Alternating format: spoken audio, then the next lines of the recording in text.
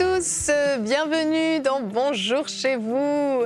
Savez-vous que vous pouvez tous prophétiser? Oui, on peut tous prophétiser. Bon, dans un certain cadre, à certaines conditions. On va en parler avec Frank et Omer. Salut. À certains endroits. À certains endroits. Ouais, Bonjour Frank, bon retour. Ça faisait comme si on prophétise quand on veut, comme on veut. T'as pas entendu ce que j'ai dit après? Tu vois comment tu déformes mes propos? Ah non, ça sonnait comme ça, j'ai dit. Il faut lire ce qui est écrit en dessous. Et... En petite ligne, dans les petits déclarations. On va faire que ça dans cette émission, énumérer toutes les petites lignes comme ça. En fait, quand on dit problème. que vous pouvez tous prophétiser, ce qu'on essaie de dire à tout le monde, c'est que vous pouvez tous entendre la voix de Dieu. Parce qu'on ne peut pas prophétiser, on ne peut pas parler de la part de Dieu si on ne peut pas entendre de la part de Dieu. Exactement. Yes. Voilà. Et c'est pour ça qu'il fallait écouter l'émission d'hier, puisque c'était sur le fait d'entendre la voix de Dieu. Donc si vous ne l'avez pas fait, je vous invite à aller l'écouter. Ça va vous permettre d'avoir quelque chose de complet, parce qu'on ne va pas se répéter, on ne va pas tout redire, mais on part du principe que ces fondements qui ont été partagés hier ont été établis. Et aujourd'hui, mon cher Omer, tu feras une rubrique conseil du coach, et tu vas nous dire ce qu'il faut faire quand on reçoit des prophéties contradictoires. Ça arrive parfois. Oui, ça arrive parfois, mais on va essayer de voir aussi pourquoi ça arrive et comment ça arrive et que faire. Et que faire? Si on doit entrer dans la salle d'urgence du royaume de Dieu. Oh, waouh! Paniquer, c'est ça qu'il faut faire en premier. Pleurer. C'est ça qu'on fait, on rentre dans la salle Panique. d'urgence et notre Père Céleste nous rassure. Frank, il est terrible. Allez, c'est parti. Donc, Frank, tu vas nous dire qu'on peut tous prophétiser. Absolument. Pas exactement, Sans non, aucune mais condition. ma pensée, elle est longue. On y va. Allez, on y va, c'est parti pour la pensée du jour.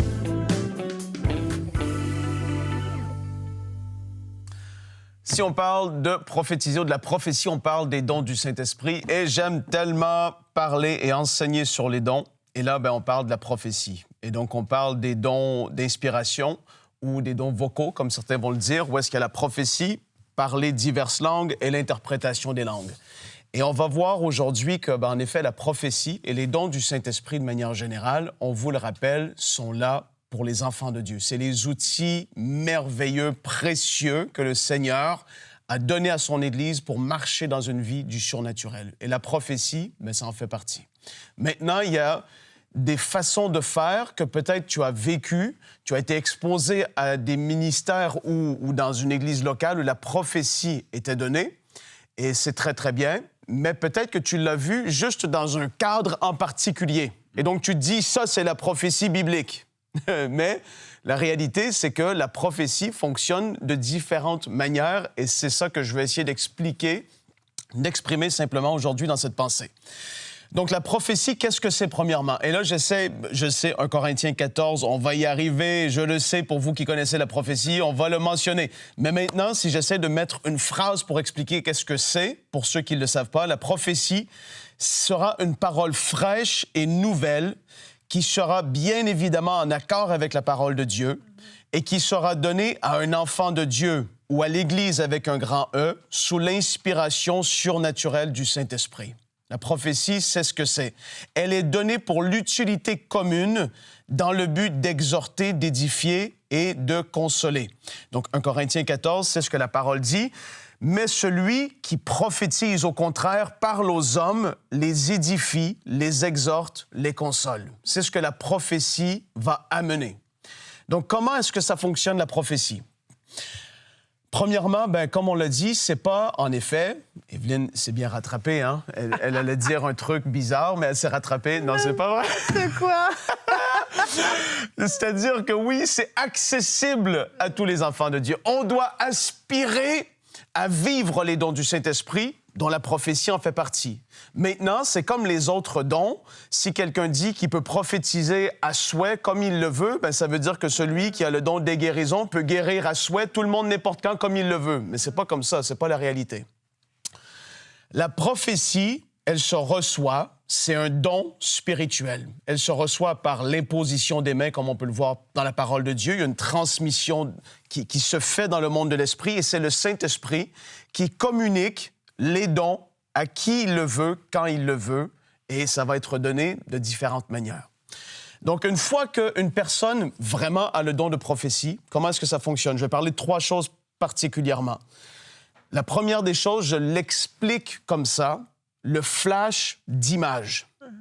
C'est-à-dire que parfois, la prophétie va être donnée en accord avec une simple image que tu auras vue dans un temps de prière pour une personne en particulier. Tu pries, si je prie pour Omer, je suis chez moi et je prie pour lui, il vient sur mon cœur et je prie pour Omer. Et pendant que je prie pour lui, j'ai les yeux fermés, je suis en train de prier. Seigneur, merci pour ce que tu vas faire à travers de la vie d'Omer. Il est une bénédiction, Seigneur. Et à un moment donné, j'ai un flash d'image. Je vois quelque chose. Et là, c'est le Seigneur qui est en train de me révéler quelque chose que je peux partager à Omer, qui, lorsque ça va être donné, pas besoin de « Ainsi parle l'Éternel ». Omer, je priais pour toi l'autre jour et j'ai eu comme une image de ça. Et tout de suite, lui, ça lui parle. Ça l'édifie. Justement, c'est ce que la prophétie fait. Maintenant, la forme de comment c'est donné. Toi, tu l'as peut-être vu comme étant toujours telle sœur, à tel moment, dans l'Église, après les chants, il y a la personne qui élève la voix et qui lève et qui dit la parole. Et tu te dis... oui, un peu tremblant. Et là, tu te dis, c'est ça la prophétie. Oui, parfois. Mais il y a d'autres formes dans lesquelles la prophétie peut être donnée. L'important, c'est que le message que l'Esprit veut donner soit donné à la personne. Maintenant, le packaging, comment le message, dans quoi il va être encapsulé, ça se dit, c'est comme ça, il va être mis. Ouais. C'est pas ça qui est forcément l'important, c'est que le message soit donné. Donc, le flash d'image, c'est la première des choses.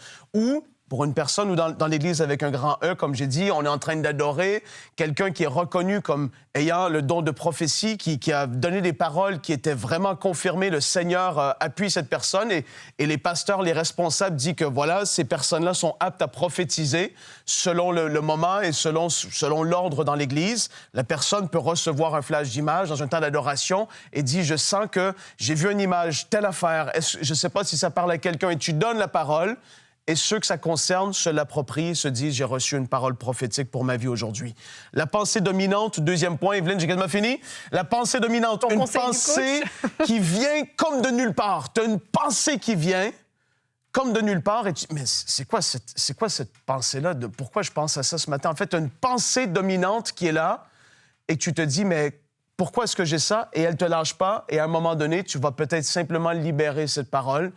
Le Saint-Esprit fonctionne de différentes manières. Je me rappelle d'une fois où est-ce que j'ai eu cette pensée récemment de déblocage immobilier. Mais ça n'a aucun rapport. Je pensais à rien de tout ça. Je ne suis pas dans des transactions immobilières. Je ne suis pas là-dedans.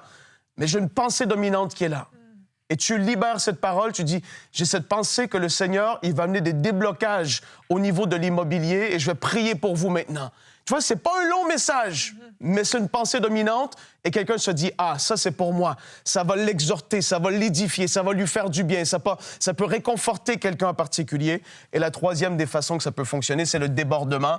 Ça, c'est particulier, mais là, on est dans le cas un peu plus où est-ce que tu sens que l'Esprit te saisit et tu viens quasiment que tu en trembles parce qu'il y a quelque chose qui monte en toi, un message. Et là, tu sais que là, ça va en effet être un message. Tu vas ouvrir la bouche. Tu ne sais pas exactement tout le message, mais tu sens qu'il y a quelque chose en toi et que ça doit sortir. Et au moment où est-ce que ça sort, les premières paroles, le flot de l'Esprit va inspirer. Et c'est au moment que tu commences à parler que souvent le reste du message va venir. C'est un peu comme un robinet qui a une quantité limitée d'eau. J'ouvre, l'eau va sortir. Et à un moment donné, quand ça commence à sortir, tout l'eau qui doit sortir va sortir et fouf! Et tu sens à un moment donné que tu as livré le message qui devait être livré. Tu n'en ajoutes pas, mais tu sais que le message qui devait être donné a été donné. Voilà pour ma petite pensée, Evelyne, ce matin, de comment fonctionne la prophétie. Mais tu me demandes comment ça fonctionne. Omer va parler des prophéties contradictoires, mais là, il faut mettre la table. Merci beaucoup d'avoir mis la table, elle est très bien mise. Mais je voudrais revenir au packaging. Un des domaines dans lesquels moi, j'essaie de travailler avec les gens, c'est ce que j'appelle la prophétie et mes émotions. Parce que souvent, comme Frank disait, on a l'impression qu'il n'y a qu'un modèle. Dieu me donne le message, mais je suis aussi maître de mes émotions jusqu'à un certain niveau. Ouais. Et parfois, on essaie de mystifier la chose, vous voyez? Pour paraître... pour paraître plus prophétique, en fait. En fait, t'es pas plus prophétique, tu crées la confusion. Tu peux juste donner le message. Et tu te mets une pression en plus, parce que si jamais t'es à côté de la plaque... Mais en fait, T'as fait dans tout un tes cinéma. émotions, le risque qu'il y a, c'est ce que j'appelle, tu risques maintenant de polluer le message. Parce que dans tes émotions, tu vas rajouter quelque chose. Vous voyez, Dieu me donne un message et que le message, je ne sais pas moi, bon, je prends ce que tu as dit, des blocages immobiliers. OK? Donc Dieu me dit, je peux dire des blocages immobiliers où je commence à pleurer, à me rouler par terre. Et là, qu'est-ce qui se passe? La personne qui entend le message, comme il me voit pleurer, me rouler par terre, lui, il sent que c'est une urgence. Exact. En fait, le message que Dieu a donné, c'est pas une urgence du tout. Exact. Mm-hmm. C'est pas une urgence. Même qu'il y a un danger ou je Ouais. sais rien, oui. C'est pas une urgence. Le message que Dieu a donné, c'est que tu vas avoir un déblocage immobilier, c'est peut-être dans 6 mois. Mais l'autre, maintenant, qui reçoit ça, comme il te voit pleurer, il est impressionné par toi, il sent que c'est une urgence et ça va prendre une décision maintenant.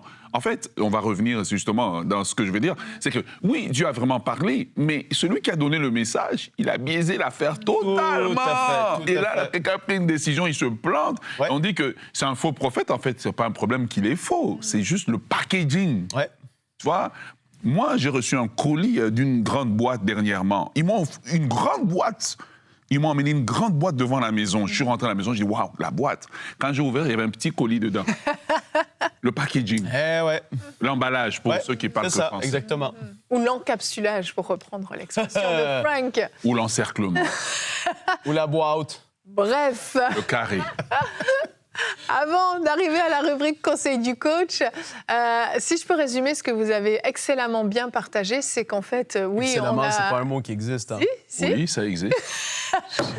à chaque fois que Evelyne dit un mot, même si ça n'existe pas, automatiquement, Il faut c'est se rajouté dire au ça dictionnaire. Merci, Il n'y a que mon 2 frère. personnes qui peuvent le faire, Evelyne et Nadine Kabouya. Il invente, elle prophétise des mots. Des mots nouveaux. Elle les appelle à l'existence. J'essayais de dire... Vas-y, excellemment, Avec excellatrice. Vous avez excellemment bien partagé ce message. En fait, on comprend que oui, la prophétie est accessible à tous, mais par contre, ça demande un certain niveau de maturité. Ouais. Et je pense que ça, des fois, ça a été négligé. Mais on peut faire énormément de dégâts avec la prophétie. Oh yes. Est-ce qu'il faut la dire au complet? Est-ce qu'il faut la dire publiquement ou non? Est-ce que c'est le temps de la dire ou il faut simplement prier? Est-ce que j'ai vraiment bien entendu? Il y a beaucoup de questions à se poser. Et en fait, quand on manque de maturité, il y a peut-être des fois un petit peu d'orgueil, un petit peu de fierté. J'ai reçu une parole et tout, et là, on va le dire devant tout le monde, et puis c'est ça, on va en rajouter. Mais attention, on peut faire énormément de dégâts. Et ceux qui prophétisent de longue date, qui ont vraiment ce don sur eux, sont des gens très, très sages, généralement. J'en ai rencontré qui vont être très sages dans la manière dont ils vont donner la prophétie. Oui. Si c'est public, ça va toujours être pour encourager, même si derrière, il y a une exhortation un petit peu pour avertir, mais il y a toujours un encouragement à faire ce qui est bien. Il y a une façon de le faire. Donc, s'il vous plaît, soyez matures. Et 1 Corinthiens 14, tu l'as dit, Frank, on va quand même y venir. 1 Corinthiens 14, on va prendre le verset 31, mais je vous invite à lire le chapitre au complet. Car vous pouvez tous prophétiser successivement afin que tous soient instruits et que tous soient exhortés. Dans ce verset-là, en fait, dans ce chapitre-là, on explique un petit peu ce qui peut arriver, le désordre qui peut arriver quand il y a plusieurs personnes qui veulent prophétiser en même temps. Il y a un ordre, il y a un cadre que Dieu a donné dans la prophétie et c'est important de respecter cet ordre-là. On a parlé de beaucoup de choses et on va prendre le temps maintenant de s'arrêter sur une situation qui malheureusement arrive souvent. C'est des prophéties contradictoires parce que tout à coup, il y a un message qui est donné, un autre message qui est donné où nous-mêmes, on pense avoir reçu quelque chose et on commence à être complètement confus. Ça peut amener beaucoup de confusion et à prendre des décisions parfois de manière hâtive. Donc, on va voir que faire dans cette situation dans la rubrique Conseil du coach.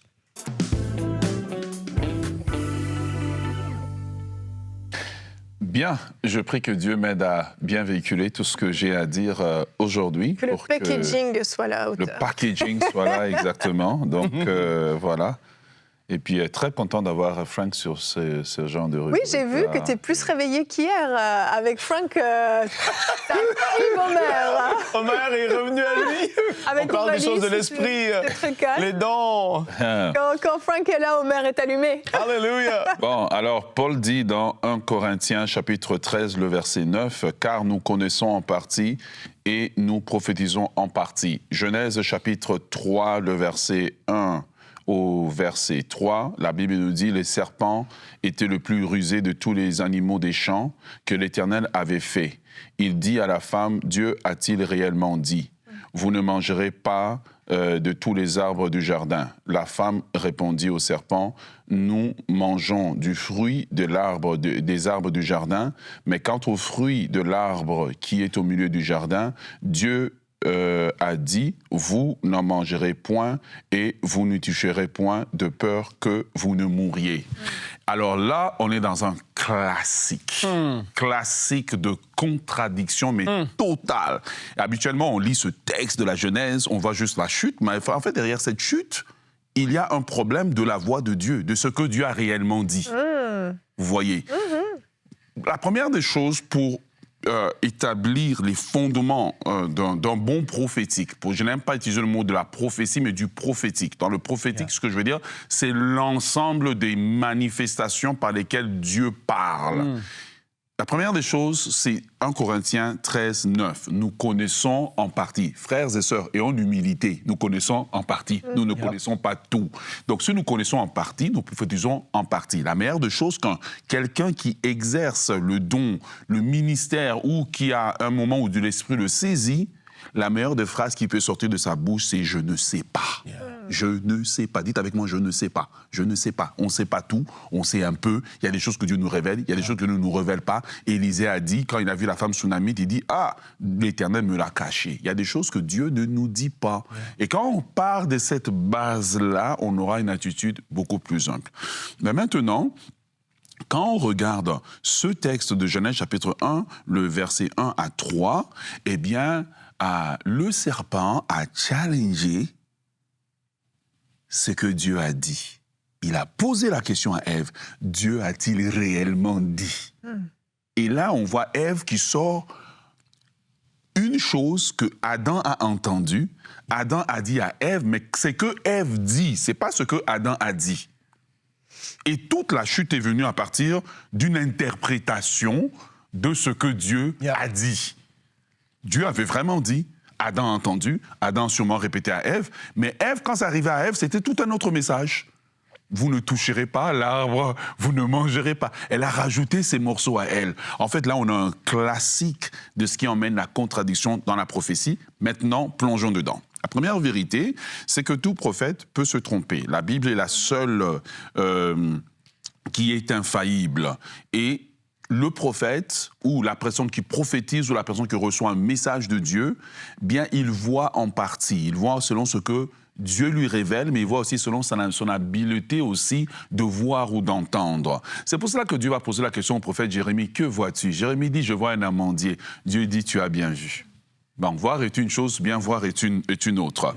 Et nous devons donc juger en fait les prophéties où je n'aime pas tellement le mot juger parce que ça a une connotation négative. Nous devons les évaluer à la lumière de la parole de Dieu, mais à la lumière aussi de bien d'autres, peut-être d'autres messages aussi que nous avons reçus. Donc les prophéties peuvent, ou les messages reçus, je vais utiliser prophétie et message pour pouvoir vraiment comme mettre les gens de différents milieux à l'aise, parce que je sais qu'il y en a certains qui ont été blessés par le prophétique, mais je crois que Dieu est un Dieu bon, il veut rétablir l'ordre. Ils peuvent se contredire pour plusieurs raisons. Premièrement, on peut avoir, oui, reçu un message complètement contradictoire, mais on peut avoir reçu un message complémentaire, mais qu'on pense contradictoire. Pourquoi? Parce que je reçois un message qui me parle d'une saison, mais l'autre message me parle de l'autre saison. Mais moi, je pense que c'est dans la même saison. Et quand je les mets dans la même saison, ils se contredisent. Mais quand je les mets dans les bonnes saisons, ce sont des messages complémentaires. Donc, c'est vraiment ça que je voudrais dire. Deuxième des choses, on voit dans le cas ici de Genèse chapitre 1, le verset 1 à 3, on a une contradiction liée à l'interprétation. Dieu a-t-il réellement dit? Vous voyez? Donc, Dieu a-t-il réellement dit se lie premièrement à celui le premier qui a entendu la voix. Est-ce qu'il a dit ce que Dieu a dit? Deuxièmement, celui qui a reçu le message. As-tu entendu? Est-ce que cette personne a entendu ce que Dieu a dit et le répète-t-il ou bien le comprend-il comme Dieu voulait que ça soit compris? En fait, c'est là qu'on retrouve en fait tout le champ de... Parce que souvent, on va blâmer celui qui a donné le message, c'est un faux. Non, il n'est pas faux, c'est toi qui as mal entendu, c'est toi qui as mal interprété. Tu reçois un message, surtout les fameux messages, tu vas te marier. Toi, tu as entendu, tu vas te marier dans 3 mois. Ouais.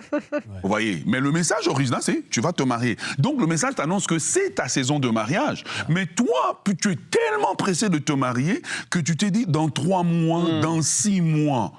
Et qu'est-ce qui se passe maintenant? Quand le 3 mois, le 6 mois n'arrive pas, tu blâmes. Oui. Mais alors que c'est pas ça. Ton problème était un problème d'interprétation. Ce que j'essaie de dire ici, c'est que on peut avoir une contradiction liée à 2 messages différents ou une contradiction liée à des interprétations. Alors, maintenant, je veux un peu aller plus loin. Dans le prophétique, tenez-vous bien, 30%, c'est ce que je reçois. 70%, c'est ce que j'interprète. Donc, où est-ce que vous pensez que la plupart des contradictions arrivent? Ils arrivent dans le 70%. Oui. C'est pour ça que Dieu pose la question à Jérémie. Jérémie, que vois-tu? Jérémie dit, je vois un amandier. Dieu ne laisse pas Jérémie interpréter. Dieu dit, tu as bien vu. Et Dieu donne l'interprétation du message. Pourquoi? Si on laisse Jérémie interpréter, Jérusalem est près de tomber bientôt, Jérémie peut interpréter pour dire, Dieu annonce une nouvelle saison, que Jérusalem, ça va bien aller. Dieu dit, non. Le message, c'est pas que ça va bien aller, c'est que ça va mal aller. Donc, c'est dans l'interprétation. Beaucoup de ce qu'on pense contradiction, en fait, en réalité, le message était bon, mais en fait, dans le 70% de l'interprétation. Et moi, je voudrais inviter tous ceux qui ont l'habitude de prophétiser, de donner des messages, voulez-vous, s'il vous plaît, vous spécialiser dans l'interprétation? J'ai fait cet exercice chez nous à l'Assemblée. Je leur donne l'exercice, OK? Pharaon a fait un rêve. Pharaon fait un rêve, et dans ce rêve, il voit des vaches qui mangent au bord du Nil. Donc, ils sont en train de manger de l'herbe, puis elles sont grasses. Jusque-là, tout va bien. Mais là, il voit un autre tableau. Dans un deuxième rêve, il voit les vaches qui sortent du Nil. À un moment, une vache, ça ne sort pas de l'eau. La vache sort du Nil et les vaches maigres mangent les autres vaches. On a un deuxième problème. Une vache ne mange pas une vache. Une vache n'est pas carnivore. Yep. OK, enlevant tout ce qu'on connaît. On est d'accord. enlevant tout ce qu'on connaît de la Bible, s'il vous plaît, interprétez. Alors, j'ai fait l'exercice devant toute l'Assemblée. J'étais étonné. Les gens m'ont dit, attaque démoniaque qui arrive, esprit des eaux. Ben oui, ça devant tout le monde. Oui. Ben oui. Mais en fait, en réalité, Joseph reste calme un moment. Pourquoi? Le premier rêve contredit le deuxième. Le premier contredit le deuxième. Joseph reste calme un moment. Et il comprend ce que Dieu veut dire. Qu'est-ce que je veux dire par là? C'est que dans nos interprétations ou dans notre écoute même du prophétique, nous avons des filtres en nous. Complètement. Qui jouent beaucoup. Donc parfois, ce n'est pas le message. Parfois, c'est nos filtres. Les filtres de nos blessures intérieures, les filtres de notre culture. Si tu viens d'une culture où tu as entendu Mami Wata, esprit des eaux, eh bien, toi, tout ce qui sort de l'eau, tu vas interpréter automatiquement. Le filtre de nos blessures intérieures, les filtres culturels qui vont jouer dans l'interprétation. Alors, que faire lorsque les messages sont contradictoires?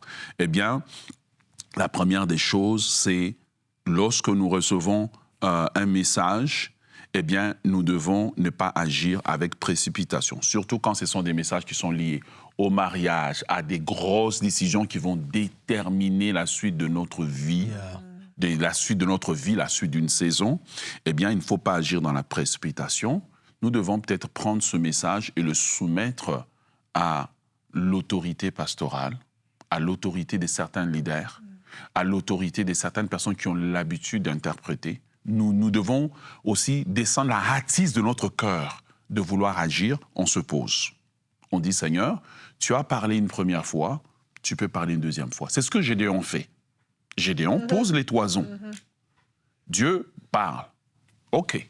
Il va les poser une deuxième fois. Parce qu'il sait qu'il est en train de prendre une décision majeure. Il va entraîner tout un peuple dans la guerre. Il peut jouer dans cette guerre-là. Regardez comment Gédéon agit. Il n'agit pas en disant « L'Éternel Dieu des armées m'est apparu sur la sainte montagne. Lorsque j'étais là-bas, la montagne tremblait. » Il dit « OK, Dieu m'est apparu, c'est bon. Mais rappelle-toi, Dieu, il vit au ciel. Toi, tu vis sur la terre. » Donc, il va poser les toisons juste pour essayer de s'assurer que j'ai bien entendu la voix de Dieu. Donc, moi, je crois le principe de la parole de Dieu qui dit sur déposition de 2 ou 3 témoins, sur déposition de 2 ou 3 messages maintenant. Pourquoi? Pour éviter que non seulement les messages se contredisent, mais qu'on ait une contradiction dans l'interprétation. Donc, je prends ce message, je le mets de côté. Merci Seigneur. Mais Seigneur, première question, est-ce que tu as tout dit? Aide-moi, Seigneur, à bien entendre. Détache mon cœur d'être trop... Surtout, c'est un message qui va t'annoncer quelque chose que tu veux vraiment. Détache mon cœur d'abord de ce sentiment-là. Tranquillise mon cœur. Une fois qu'on commence à faire ça, on commence maintenant à mener le message. C'est différentes personnes qui sont établies. On prie pour le message. Ensuite de cela, on prie pour obtenir cette paix intérieure, ce calme. À un moment donné, ce n'est pas 40 000 interprétations que j'ai besoin ou quoi que ce soit, mais juste le calme que voici la direction que je dois suivre. Dernière chose, eh bien, c'est on garde ce qui est bon. Et on rejette. Voilà, je reviens maintenant à l'image du packaging.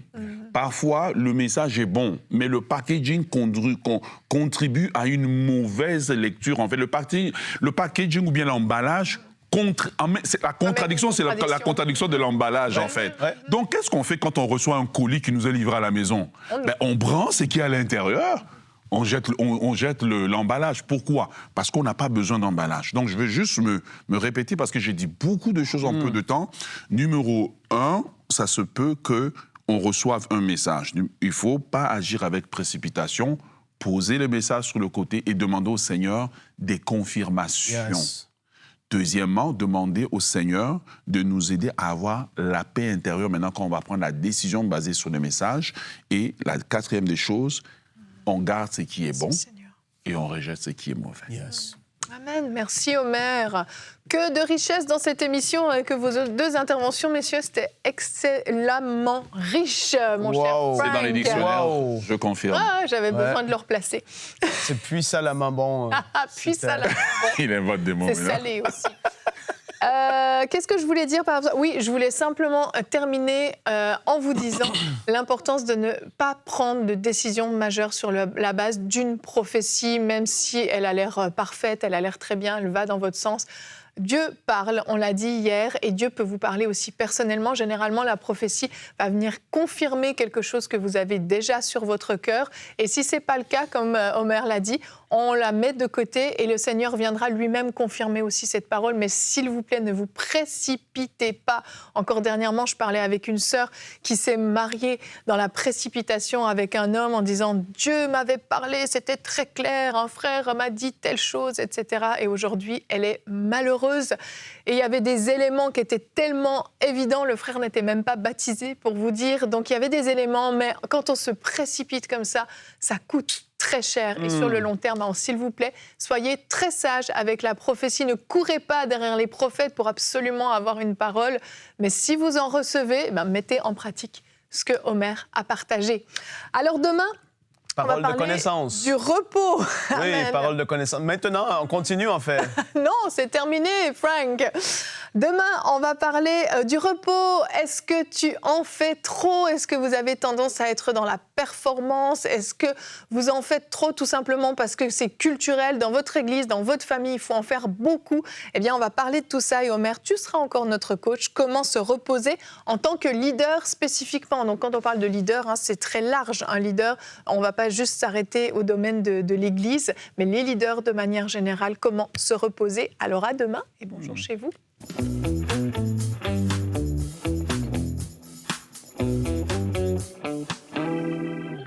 Bonjour, mon nom est Odette. Je viens témoigner aujourd'hui pour ce que le Seigneur a fait pour moi par rapport à Prière Inspirée.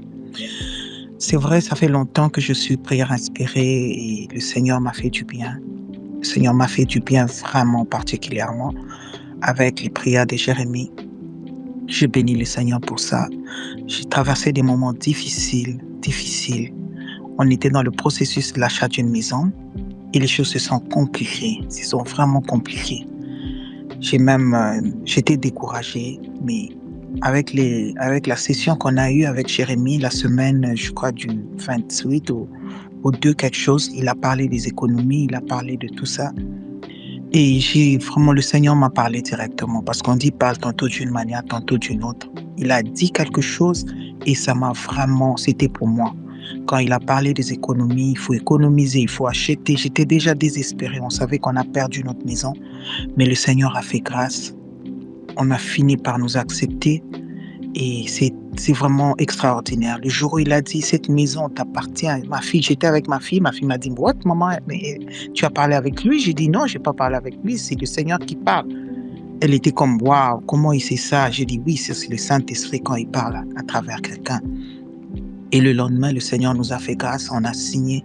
Je bénis le Seigneur et je bénis encore le Seigneur pour la prière de ce matin où il a parlé d'être reconnaissant. Je suis reconnaissant parce que le Seigneur n'a pas permis que je puisse pleurer pour cette situation. Je suis reconnaissant pour EMCI TV. Continuez à faire le travail que Dieu vous a donné. Que Dieu vous bénisse, que Dieu bénisse tous les partenaires de EMCI TV. Lorsque je vois les témoignages qu'on reçoit ici à EMCI, je suis toujours bouleversée. Vraiment, le mot c'est bouleversé parce que je me rends compte que Dieu, il est tellement fort, tellement bon, tellement puissant. Il touche des personnes au-delà des écrans, des personnes à l'autre bout du monde. On voit tellement des choses extraordinaires, des guérisons, des vies transformées, des personnes qui étaient loin du Seigneur qui reviennent, des nouvelles naissances, des foyers restaurés, rebâtis, des vies complètement transformées par la bonne nouvelle de l'Évangile. Et vraiment, ça me réjouit parce que je me rends compte que nous sommes privilégiés. Oui, le mot est privilégié. Nous sommes privilégiés d'être aux premières loges de ce que Dieu est en train de faire dans cette génération. Et vous et moi, nous sommes de cette génération qui voyons la manifestation de la gloire de Dieu. Et vraiment, je veux remercier chaque partenaire parce que c'est grâce à vous, grâce à votre soutien mensuel qu'on est en mesure de faire toutes ces émissions, tout ce contenu, toutes ces conférences, voilà, tous ces outils que nous offrons aux frères et sœurs afin d'être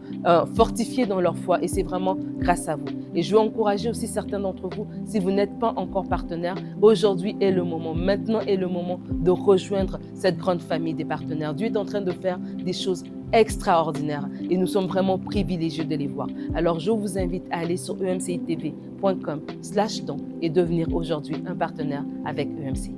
Dès maintenant, rejoignez la famille des partenaires qui donnent pour voir des vies transformées partout dans la francophonie. Pour faire votre don, rendez-vous sur emcitv.com/don.